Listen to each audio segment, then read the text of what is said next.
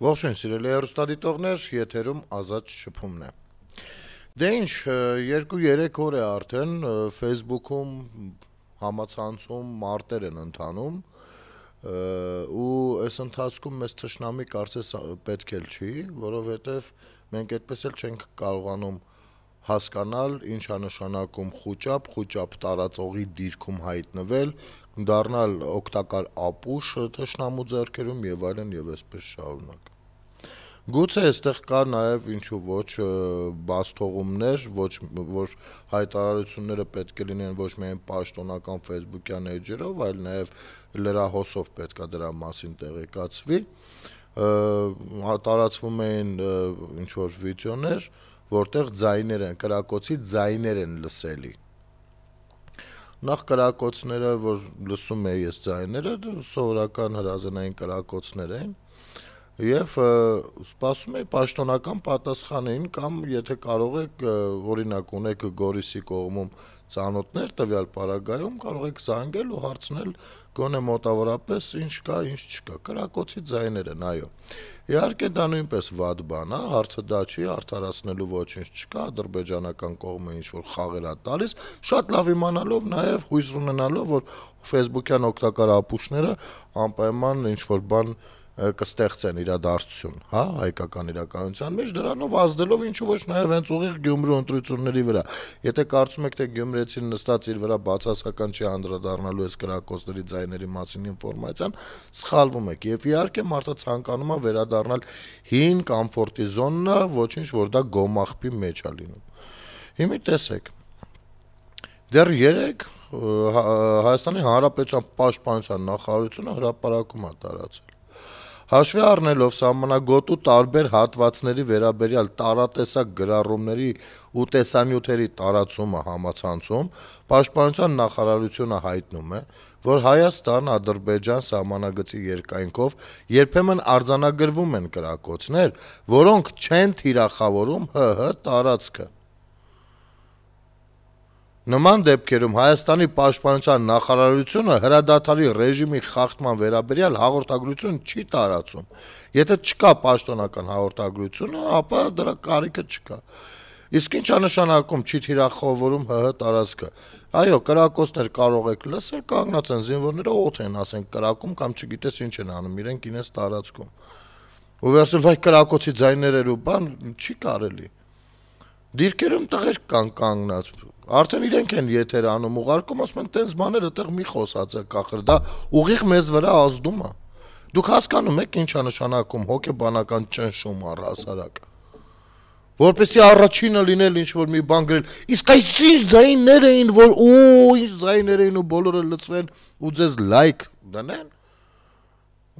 Այնտեղ դուք զինվորին եք թիրախավորում, այստեղ էլ զինվորի ծնողին, ընտանիքի անդամներին։ Ասենք 5 տարի շարունակ կարելի է նույն բանը խոսել։ Սա դատապարտելի կարող է դառնալ, թե չէ։ Նման թեմաների շրջանակներում ապատեղեկատվություն տարածելը կարող է դառնալ դատապարտելի, թե չէ, ինչ որ կերպ։ Որովհետև առհասարակ կառավարելի ինչ որ կերպով, օրենսդրական մեխանիզմներով։ Որովհետև նույն պատերազմի ժամանակ էլ սա մեզ շատ վնասել է, հետ պատերազմյան իրավիճակում էլ, թե 21 թվականին, թե 22-ին, սա մեզ շատ վնասել է։ Մեխանիզմներ չկան, եկեք ստեղծենք։ Որ ամեն մեկը ստեղ նստած ինչ որ բան fake դեմքով կամ չգիտեմ ինչ մի հատ լրատվական կայքով, իբր լրատվական կայք էլի, չգիտեմ, լուրեր Հայաստանից բան, ամենաճիշտ լուրեր, իրական հայկական լուրեր, սենց անուններով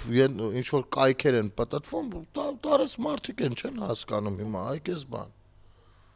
Ու ինչ պիտի տեղի ունենա, կամ մարդիկ են ոչ միայն տարեց, երիտասարդներ էլ կան, որ մեդիա գրագիտությունից զուրկ են ցավոք սրտի գոնե առայժմ։ Նոր սկսել ենք ինչ որ մեդիա գրագիտության հետ կապված որոշակի ծրագրեր իրականացնել։ Ու ծրագրեր էլ չէ, գոնե անգամ մասնավոր զրույցներում շատ ենք դրա մասին խոսում։ Եվ ինչ, այդ ընթացքը պիտի ահաբեկված մթնոլորտում միշտ անցնի։ Ես կարծում եմ չի կարելի դա թույլատրել։ Ու վաղուց չէր կարելի թույլատրել։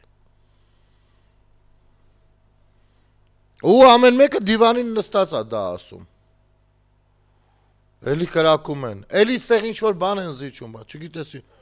Եթե դու դիվանին նստած պիտի մնաս նման դեպքերում, բա կզիջվի էլ ամեն ինչ էլ կլինի, բա ինչ պիտի լինի։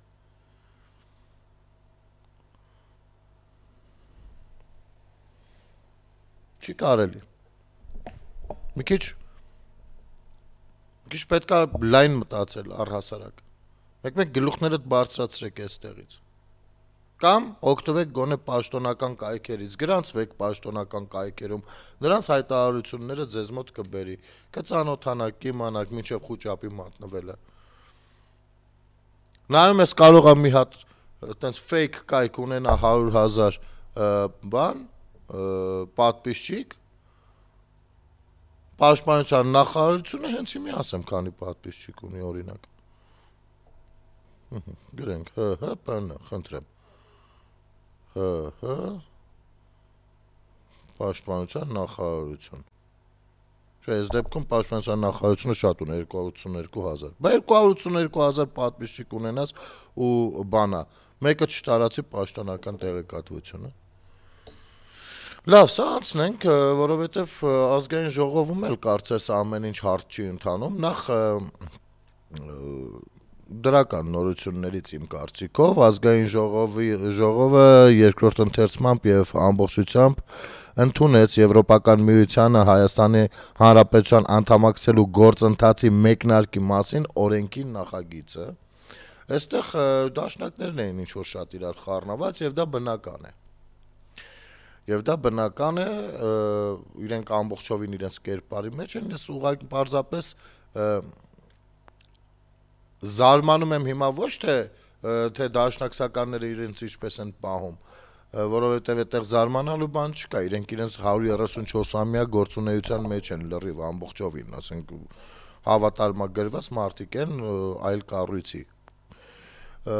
այլ հասարակության այն շերտին, ովքեր դեռ կարծում են, որ դաշնակցական կառույցը ինչ-որ պետականամետ, հայամետ, Հայաստանամետ ինչ-որ կառույց է։ Ես այս մարդկանց վրա եմ զարմանում, անկեղծ եմ ասում։ Իմիջիայլոցը ես ձեզ համար ցանկանում եմ վերընթերցել Տիկին Թագուհի Ղազարյանի ելույթը, որը ազգային ժողովում ներկայացրեց դեռ 3, եւ չգիտեմ, երևի շատերի ուշադրությունը այդքան էլ չգրավեց սրանով, բայց սա շատ կարևոր բան էր։ Մի հատ հետ հայացք նորանկախ Հայաստանի process-ների մեջ, հա, դաշնակցականները շատ են սիրում խոսել իրենց այդ ամեն ինչին մասնակցության մասին, այո, մասնակցել են, բայց բացասական ձևով։ Ես չեմ խոսում դեռ դարերի խոսքից, տասնամյակների խոսքից, այդ դրան էլ երևի թե խոսքով կանդրադառնանք, չնայած բազմիցս անդրադարձել ենք, եւ ես միշտ ասել եմ, ես ափսոսում եմ այն երիտասարդներին, ովքեր իրականում իրենց ներսից ունեն կայծ, կրակ, հայրենասիրական, պետականամետության կրակ, որը Սփյուռքում չկարողանալով ռեալիզացնել, ներգրավում են դաշնակցական կառույցներ եւ այստեղ ապականվում են։ Ես այս երիտասարդներին միշտ եմ ափսոսացել ու դա ցավալի, աղետալի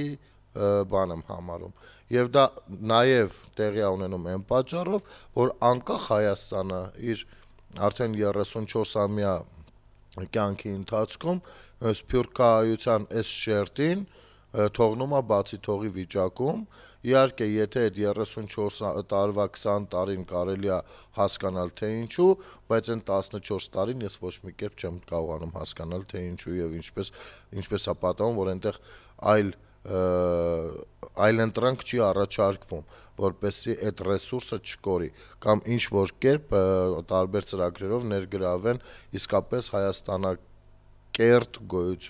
գործունեության շրջանակներ եւ ոչ թե մասնավոր կուսակցական շարքեր,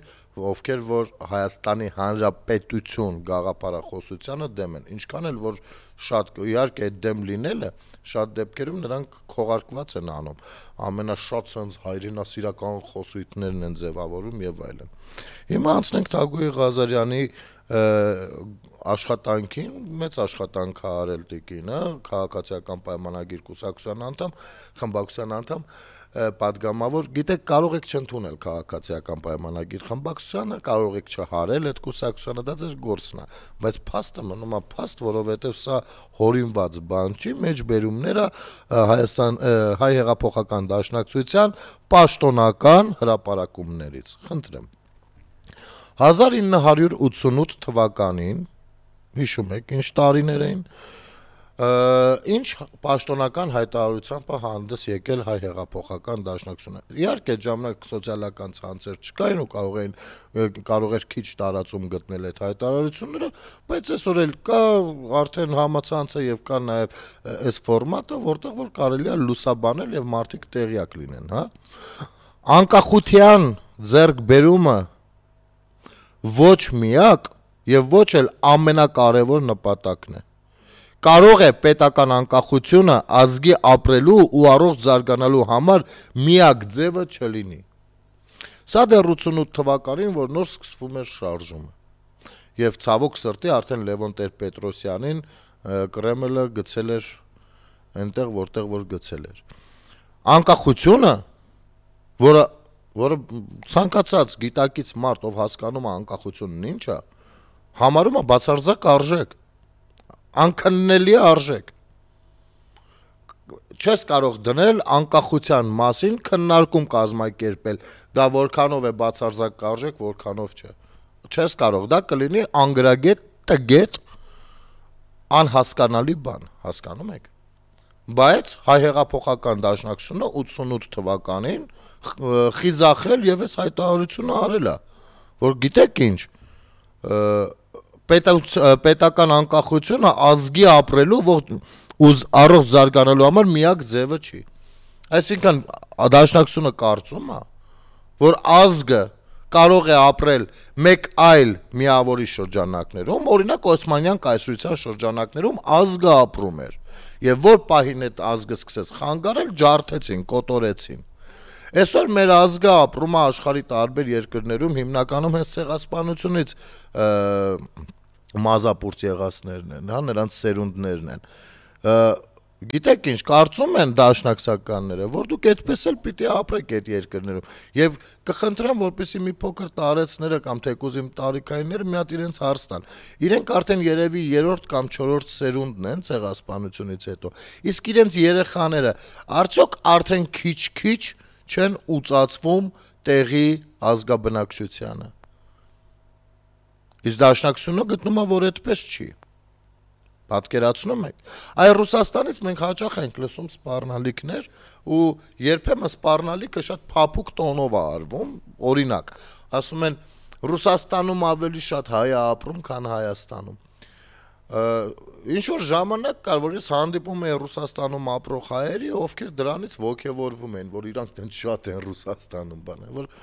ասում ես, լսիր, հարգելիս, դու քիչ-քիչ կորցնում ես քո ինքնությունը, քո միտքն է սկսվում, քո մշակույթը, քո լեզուն, դու կորում ես քիչ-քիչ, հալչում ես։ Ռուսաստանը քեզ քո սիրուն աչքերի համար չի, որ ամեն ինչ անում է, որ դու ապրես իր երկրում։ Նա իր ազգաբնակչությունն է շատացնում, որպեսզի ունենա արդարացում, թե ինչու է քարտեզի վրա նման մեծ տարածք զբաղեցնում, նաև դրա համար իհարկե։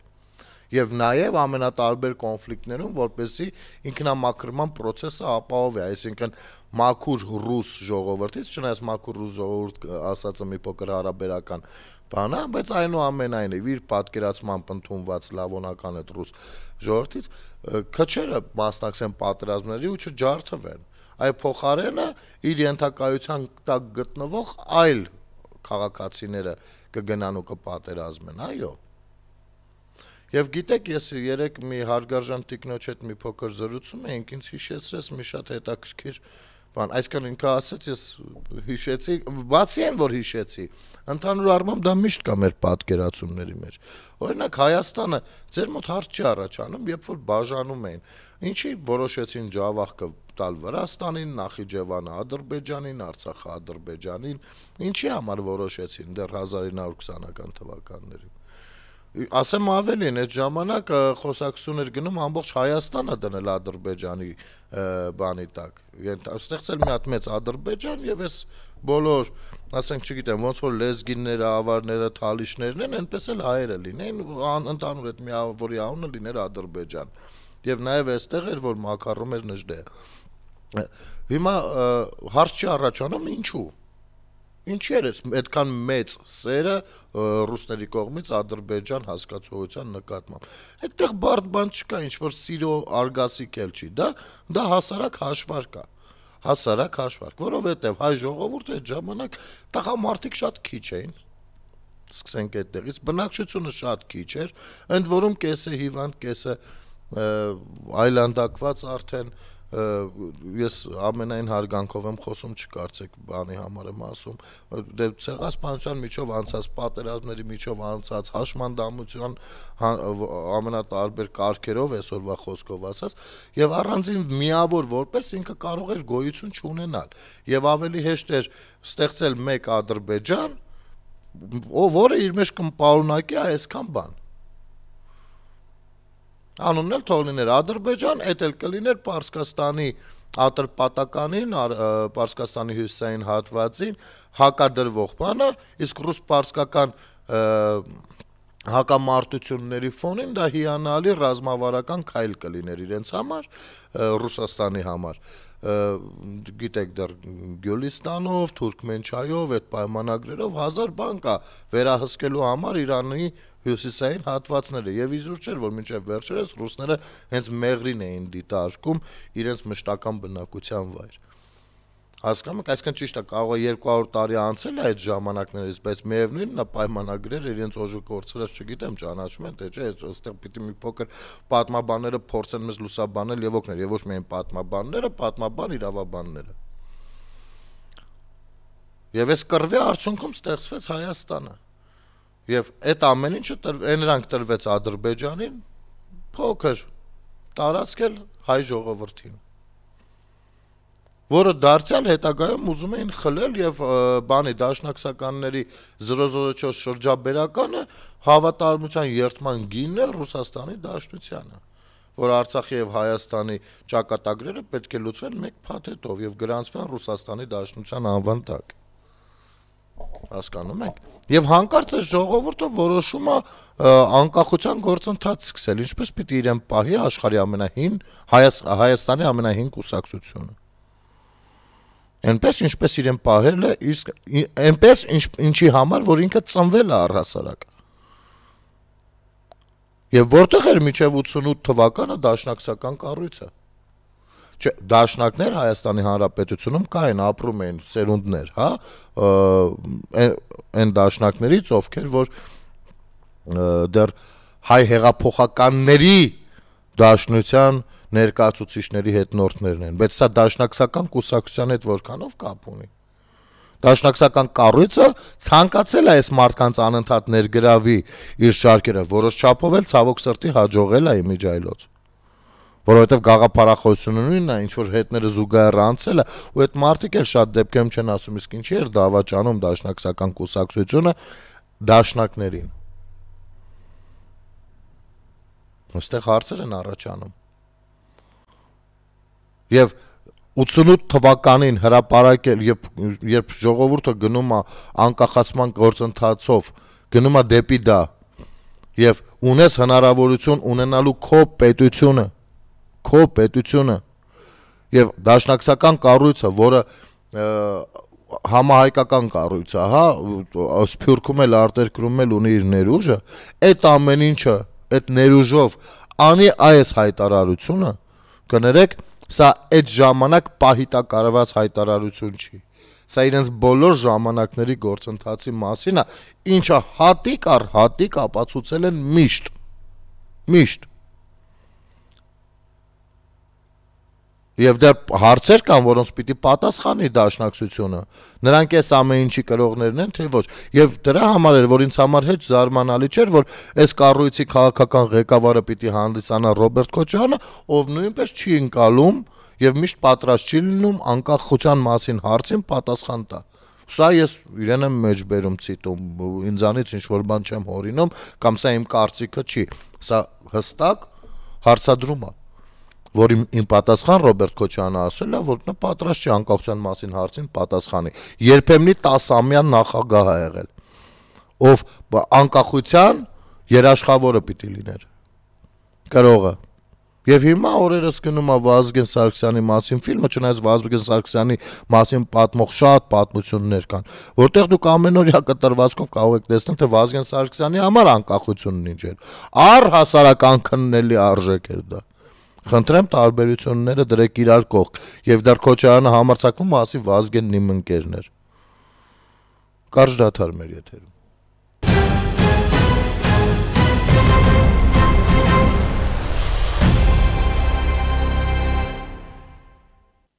Վերադառնանք սիրելի հեռուստադիտողներ։ 88-ին միայն այդ հրապարակումը չի արել, 3 տարբեր բաներ կան։ Երկրորդը, այսօր հանրաքվեի ճամփով որոշել հայ ժողովրդի կամքը խորհրդային միությունից դուրս գալու մասին նախ անկարելի է, ապա վտանգավոր։ Այս բուրըն ծայրահեղական հայրենասերները հանկարծ սկսել էին մտածել վտանգների մասին։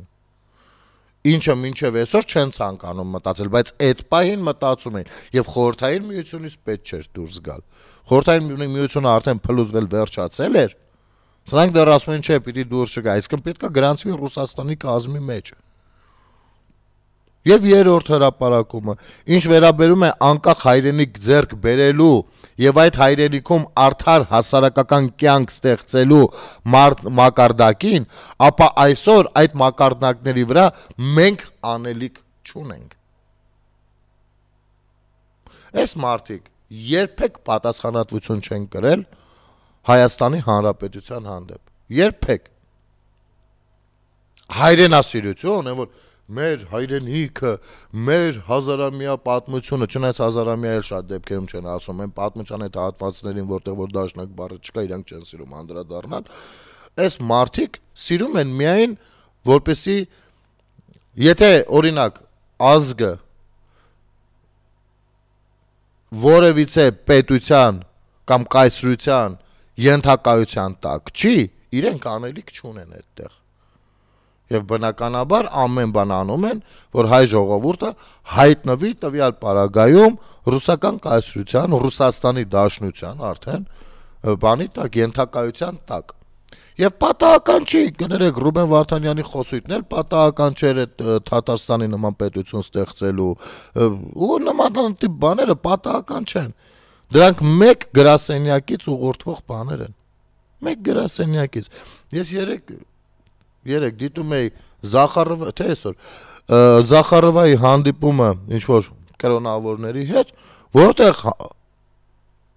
նայեք ինչա զառանցում էլի դա։ Ես խնդրում եմ սիրելի արցախցիներ, մի հատ ուշադիր եղեք էլի այդ մասով։ Եվ Ռուսաստանում ապրող հայեր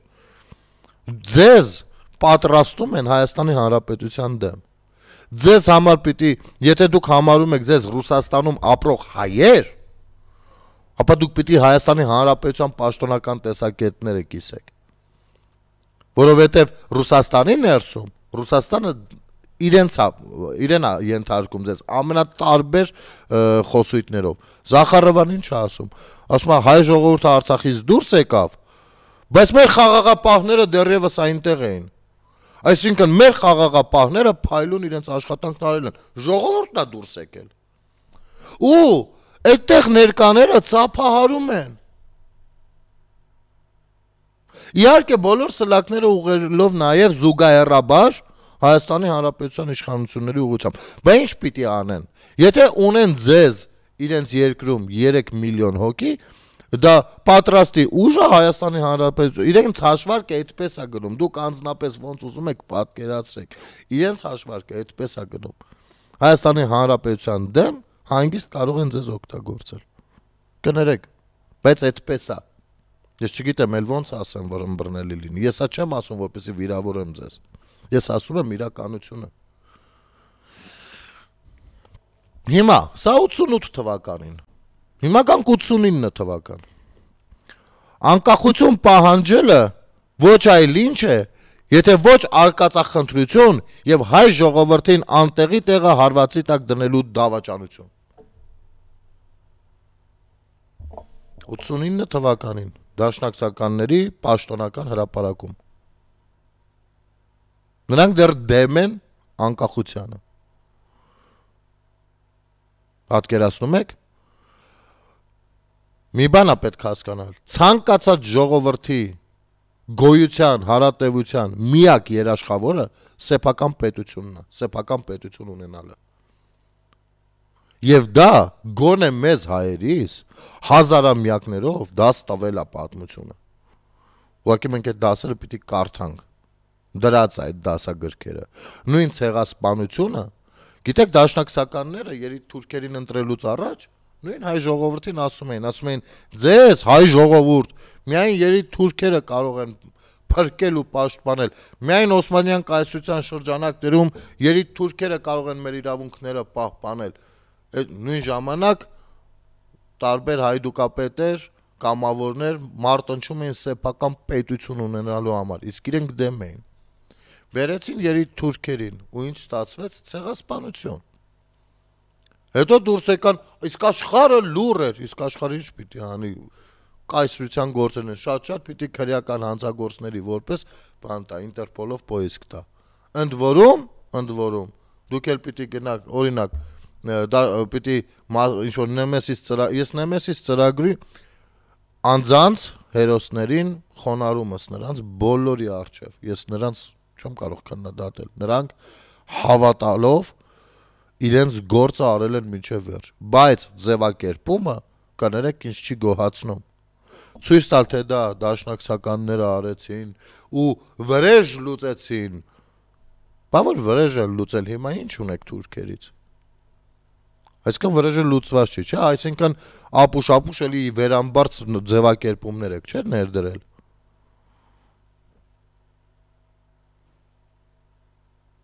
Եվ վրեժ լուծեցին ու ոնցից։ Ովքեր միջազգային հետախուզման տակ էին արդեն մեծամասնությունը դրանց։ Փրկեցին էլի։ Որպեսզի Թուրքիան չխայտարակվի, որ իր երբեմնի ղեկավարները դատվում են։ Կամ լավ, Ռուսաստանում ինչեր է տեղի ունեցել, սովետական միություն 37 թիվ չի եղել, ինչի հաշվին է բա եղել, սեփական անկախ պետություն չունենալու հաշվին։ 66 թվական ինչի է եղել, սեփական պետություն անկախ պետություն չունենալու հաշվին։ Եվ սրա ջատագովը դաշնակցական կառույցն է իր պաշտոնական հայտարարություններով։ Դավաճանություն են որակում անկախության պահանջը։ Ինչ ուզում դավաճանություն են որակում։ Եվ շատ հետաքրքիր է, այս հայտարարությունների հետ այսօրվա դաշնակցական կուսակցությունը համաձայն է թե չէ։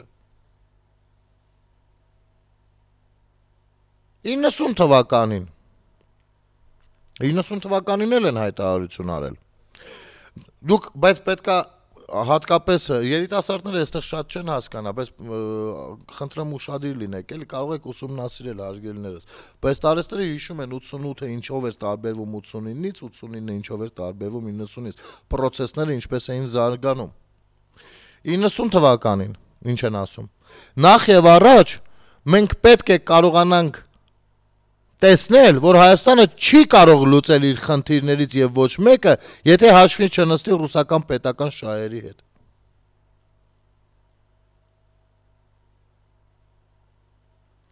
Պիտի հայ ժողովուրդը տեսնի, որ Հայաստանը չի կարող իր խնդիրները լուծել։ Ինչ է որ այսօր են անում, 4 տարի է այդ են անում, որ Հայաստան դու չես կարող քո խնդիրները լուծել։ Դու պիտի անպայման ռուսական պետական շահերի հետ հաշվի նստեց, ոչ թե Ռուսաստանի Դաշնության բանի հետ, այսինքն քննարկեք եւ այլ, պիտի հաշվի նստեց ռուսական պետական շահերի հետ։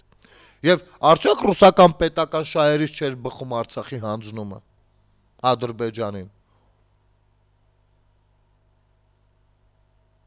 Հիմա ինձ ասեք, երբ ում պիտի մեղադրենք, ով ինչ գաղափարախոսություն առաջ տարել։ Ստորադասել սեփական պետությունը այլ պետության պետական շահերին։ Խնդրեմ 90 թվականի պաշտոնական հայտարարություն։ Առաջ գնանք անկախության տարին 91 թվական։ Չենք կարող ձեռք բերել անկախություն, ստեղ արդեն вообще չարացել, էլի։ Չենք կարող պաշտպանել այդ անկախությունը եւ չենք կարող միջազգային ասպարեզում համակիրներ շահել մեր անկախության համար։ Մի կողմից այստեղ կռիվ են տալիս, մարդիկ հավաքեն, ոգևորվեն, գնան, պաշտպանեն Հայաստանի Հանրապետության անկախությունը, մի կողմից իրենք մտած փչացնում են այդ ամեն ինչը։ Դուք պատկերացրեք ինչ են արել։ Չենք կարող ձեռք բերել անկախություն, բավոց կարողացանք։ Չենք կարող պաշտպանել այդ անկախությունը եւ չենք կարող միջազգային ասպարեզում համակիրներ շահել մեր անկախության համար։ Բա այսօր միայն համաձայնագրի տեքստի պատրաստ լինելու հետ կապված աշխարհի 58 երկիր ողջունել է։ Դուք ինչ ձեզ թվում է այդ 58 երկիրը տենց հետաքրքրված է հենց հայ-ադրբեջանական կոնֆլիկտով, ոչ, աշխարհի 58 երկիր գտնում է, որ այդ կոնֆլիկտի վերացման պարագայում ինքը այդտեղ օգուտ ունի։ Հասկանում եք։ Դա իր հերթին ինչ է նշանակում։ Ոնց է Հայաստանը դառնում գործոն եւ նրա անկախությունը որքան է սկսում հետաքրքրել աշխարհին։ Եվ որքան չի հետաքրքրել, երբ որ Հայաստանը եղել է Ռուսաստանի Բոստանը։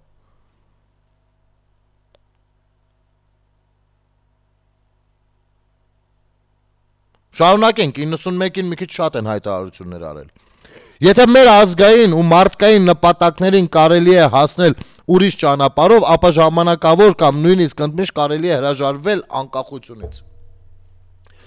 Ու միևնույն ժամանակ դաշնակցությունը ճանապարհ դեռ նկատում եք, չի առաջարկում։ Եթե մեր ազգային ու մարդկային նպատակներին, ազգային ու մարդկային, պետական չէ, ազգային ու մարդկային, որովհետև ազգայինի պարագայում են իրենք կարողանում գործել, պետականի մակարդակում իրենք անհետանում են։ Ազգային ու մարդկային նպատակներին կարելի է հասնել ուրիշ ճանապարհով, չգիտեմ այդ որ ճանապարհը որն է, ապա ժամանակավոր կամ նույնիսկ ընդմիշտ կարելի է հրաժարվել անկախությունից։ Սրանք այս արտահայտությունով 91 թվին արած դավաճանում են մեր բոլոր ժամանակների հերոսներին, բոլոր Հայկ Նահապետից, մեր ինքնության աղբյուրից մինչև 91 թվական, բոլորին են դավաճանում, որովհետև բոլորի կռիվը եղել է անկախ Հայաստանի մասին, անկախ պետականության մասին։ Տիգրան Մեծին են բոլորին դավաճանում են, այ հենց այս արտահայտությունով։ Ընդմիշտ կարելի, անգամ ընդմիշտ էլ կարելի է հրաժարվել անկախությունից։ Ընդմիշտ պետություն ունենալու կողմնակից դաշնակցական կառույցն է սա։ Դարձնել մի պետության մասով, երբ ուզի կարա հետո մեկ ինչ-որ մի պատերազմի ընթացքում պարտություն կրի, պայմանավորվեն, ասեն լավ, այս տարածքը արդեն իմը չի, քոնն է։ Հասկանում եք։ Շարունակենք։ Դաշնակցությունը սա դեռ 91 թվականն է, բացահայտորեն յայտարարեց իրենց բառերով ասեմ, որ կտրականապես համաձայն չէ խորհրդային միության կազմից Հայաստանի դուրս գալու հետ, հասկանալով այդ քայլի կործանիչ հետևանքները։ Սեպտեմբերի 21-ի հետ կապված կա, հենց 91 թվականի սեպտեմբերի 21-ին, երբ ընդունվում էր Հայաստանի Հանրապետության անկախությունը։ Սեպտեմբերի 21-ին Հայաստանում տեղի է ունենալու հանրաքվե։ Ինչ կարող է պատահել այդ հանրաքվեից հետո։ Ենթադրենք, թե հայ ժողովուրդը միաձայնությամբ քվեարկեց խորհրդային միության կազմից դուրս գալու օգտին։ Ինչ պիտի դրանից փոխվի։ Նախ նշենք, որ միայն շատ միամիտները կարող են ենթադրել, որ ժողովրդի կամքը կարող է որևէ նշանակություն ունենալ նրա քաղաքական ճակատագրի մեջ։ Սա է ժողովրդի իրավունքների ու հնարավորությունների վրա թքած ունենալու նուրբ արվեստի մասին։ Մակարել են, որ չլինի անկախություն։ Մակարել են։ Շարունակենք։ Մենք ուզեցինք հասկացնել մեր ժողովրդին, որ պետք չէ շտապել Ռուսաստանից կտրվելու հարցում, բայց ժողովուրդը այլ կերպ էր մտածում։ Չէ, դուք ոչ թե բացատրում եք պետք չի շտապել, դուք ասում եք պետք չի ունենալ անկախություն ընդմիշտ։ Ստեղ մի փոքր փորձում են արդարանալ, էլի։ Հաշտվել իրադարձության հետ ու վերադասավորվել։ Արդեն նոր իրավիճակին։ 92 թվին անգամ ունեն հայտարարություն պաշտոնական այս ամեն ինչի հետ կապված։ Իսկ ամենակարևորը այն է, որ մենք չհասկացանք, որ մենք անկախության պատրաստ չենք եւ այսօր միության քայքայումը մեզ ձեռնտու չէ։ Այսօր մենք պաշտպանված չենք ոչ դրսից եւ ոչ էլ ներսից։ Եվ այս պայմաններում անկախությունից խոսելը անմտություն է։ 92 թվականին են էլի ասում։ Այս պայմաններում շատ ավելի լավ կլիներ, որ մեր արտաքին ու ներքին պաշտպանության հարցերը հանձնվեին մեկ ուրիշի, որպեսզի մենք կարողանայինք նախապատրաստվել մեր իրական անկախությանը։ Թե եթե դու հանձնում ես այդ ամեն ինչը ուրիշի, սա process է, որը սկսվել է։ Ոնց ես պատրաստվելու մեկ ուրիշ ժամանակ անկախության։ Ոնց ես կայսրության ներսում ով է քեզ թույլ տալու դու բանի մասնակցես։ Այստեղ մի հատ փորձում են արդարանալ, էլի։ Այս կացությունը կարող է ստեղծել վերականգնված միության մեջ։ Խորհրդային միության վերականգնման կողմնակից են։ Ուրեմն ինչու մենք չդառնանք միությունը վերականգնելու նախաձեռնողներից մեկը։ Սա տեսնում եք, չէ՞, այս ամեն ինչի մեջ տեսնում եք, չէ՞ Ռոբերտ Քոչարյանին։ Զուգահեռ գնում է, էլի։ Այ սրա մասին է խոսքը։ Եվ սիրելի երիտասարդներ, դաշնակցական կառույցին հարող, ես ձեզ իսկապես շատ սիրում եմ։ Բայց այս հայտարարությունները Հայաստանի Հանրապետության անկախության դեմ։ Դուք ինչ կարծում եք, թե հայտարարությունով սահմանափակվել են։ Ոչ։ Եթե զուգահեռ դնեք նրանց գործունեությունը, կտեսնեք, որ նրանք պայքարել են անգամ Հայաստանի անկախության դեմ։ Պայքարել են։ Կարող եք շատ մի քիչ խորքից գալ, թե ինչպես անցան նարկոտիկի բիզնեսին, դրոյի գործով կարող եք անցնել, ուսումնասիրել։ Իհարկե չեմ կարծում, թե մի դաշնակցական կփորձի արդարացնել այդ գործը։ Կարող եք հոկտեմբերի 27-ի միջով անցնել, երբ դա տեղի ունեցավ, ինչու դա տեղի ունեցավ։ Սա ում ձեռքով դա տեղի ունեցավ, դաշնակցականների։ Հետո կարող եք անցնել Քոչարյանի բանին, կառավարմանը, գույք պարտքի դիմաց, հայկական տնտեսությունը ամբողջովին կախվածության մեջ դնելուց, ռազմավարական այդ Մեղրի, Միջանցք, բանես խոսակցությունները եւ այլն, բերել իբր Թուրքիայի հետ Ադրբեջանի հետ հարցերը չլուծած, Թուրքիային խառնել հայ-ադրբեջանական խոսակցությանը, ցեղասպանության մասին պետականորեն հիշատակելով, շատ փխրուն իրավիճակում։ Այսօրվա դրությամբ Ադրբեջանը բողոքի նոտա է հղում Թուրքիային, ասում է, թե Մարգարայի կամուրջը խես 10 օրով բացել Հայաստանի առաջ, մենք պայմանավորվածություն ունեինք։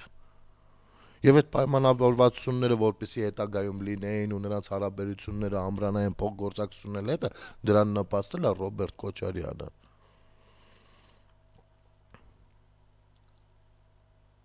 Հետո արդեն Հայաստանի Հանրապետությունում չպիտի երբեք արտգործնախարար, պաշտպանության նախարար եւ այլ կարևոր պոստերում էկոնոմիկայի նախարար նշանակեր հայ ղեկավարը, ոչ, դրանք նշանակվում էին Կրեմլից իր հավատարիմների միջոցով։ Եվ դրանից հետո 21 թվականին էր, որ պիտի Քոչարյան Ռոբերտը ի պատասխան Նարեկի ֆակտորի Նարեկի հարցին, թե ինչպես է մոտենում Հայաստանի Հանրապետության անկախություն ասվածը բացարձակ արժեք որակելու թեմային, ասաց ես պատրաստ չեմ այդ հարցին պատասխանել։ Գնում էր նախագահ դառնալու, դուք դեռ այստեղ նայեք։ Դուք ափսոս եք, դուք շատ լավն եք, իսկապես դուք շատ լավն եք, դուք երանելի երիտասարդություն եք։ Եվ ձեր միջի այդ կայծը շատ բարձր գնահատելի է, բայց դա ցավոք օգտագործվում է այլ նպատակներով։ Քանի շուտ է, Անդրանիկ Զորավարից խելացի չլինեք, այն մյուսից, ովքեր որ ժամանակին պարզապես հեռացան այդ կառույցից, նրանցից շատ չսիրեք երկիրը, նրանցից շատ չերազեք պետականության մասին, նրանք հասկացան, թե այդ ինչ կառույց է։ Ու պարտադիր չի, որ դուք էլ նույն ճանապարհն անցնեք նույն հիասթափությունների միջով։ Ես հասկանում եմ, դա դժվար է երիտասարդի համար, իր նոր ստեղծված միջավայրը, կապերը խզել կամ բան։ Ես հասկանում եմ դա, բայց դա հանուն պետության է։ Եվ դա առաջին խնդիրը չի լինելու։ Կյանքը առջևում է այնքան խնդիրների եք հանդիպելու։ ու այստեղ ունեն պատասխանելու բաներ, ունեն դաշնակցականները, այս սրանց մասին քննարկումներ կազմակերպողներ չկան, եւ եթե կազմակերպողը լինի, եկող չի լինելու, եւ եթե գան այնքան բաներ են խոսելու, այնքան խառը բաներ,